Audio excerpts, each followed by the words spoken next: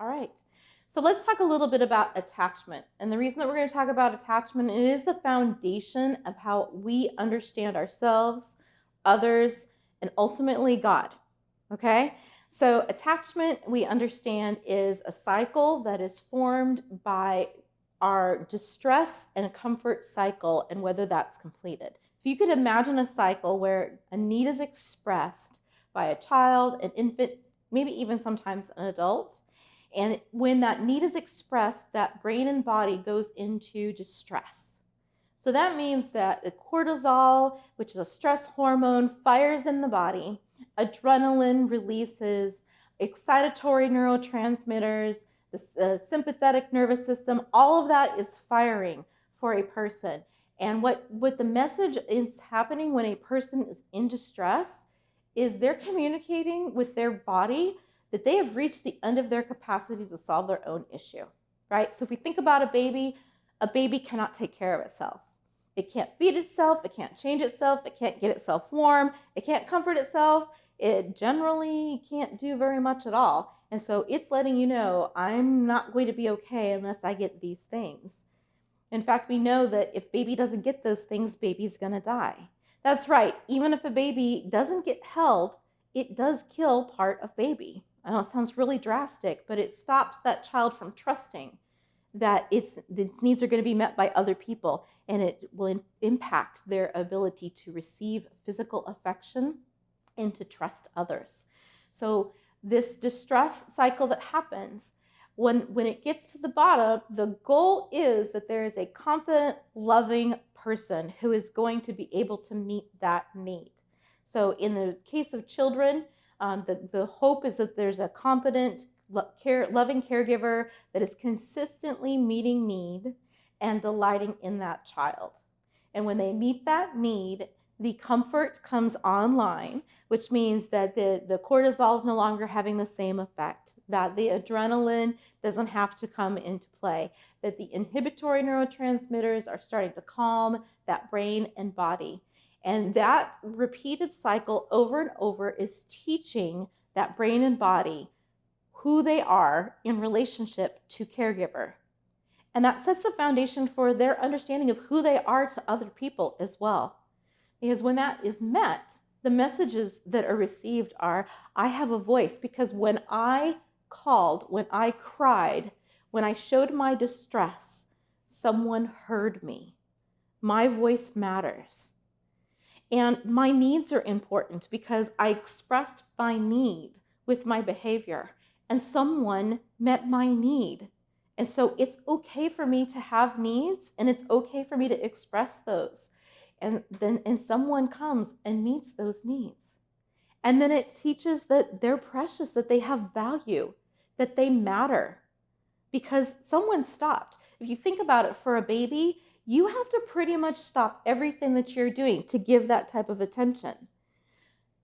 Reality is that for anybody who's in distress, we really need to stop whatever it is that we are doing to meet them in that distress. Remember that compassion, suffering with part? That means it's going to cost us a little bit. We have to let go of the things that we were doing for that moment to help the one in front of us.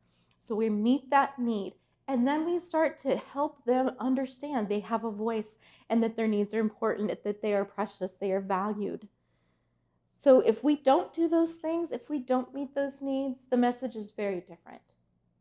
It teaches that brain and body that they don't have a voice. It doesn't matter. Nobody is going to come when they call. Nobody cares. In fact, we know from research that if a baby is in orphanage for 30 days, this is from overseas research, that if in 30 days, that body and brain will say, well, I guess no one's coming, and they stop crying. Because no one has come to meet their needs. No one has come to take care of them. So those needs aren't met. And that sets this foundational understanding that no one cares about what's happening to me. I'm the only one who does, so I have to take care of myself. No one else is going to take care of me. I have to take care of myself. So you might have met people in your life that you've tried to help that are like, nope, I got this. I got this. I'm on my own. And while we in this country of America really like to have the idea that we're independent, the truth is that's not a healthy stance for us to stay in. We actually are meant to be connected. We're meant to be in relationship, and we are meant for love. And so if we are independent, that means we don't need other people. That's not healthy. We actually do need each other. We need each other all the way through life. We regulate each other. We find joy with each other. We delight in each other. Life is better together. And if people are telling you, or if you're feeling yourself as you're listening to this video saying, no, actually, I don't need people, there's a really good chance that somewhere in the history, people let you down or let them down. People did not come when they were in distress. People did not help them.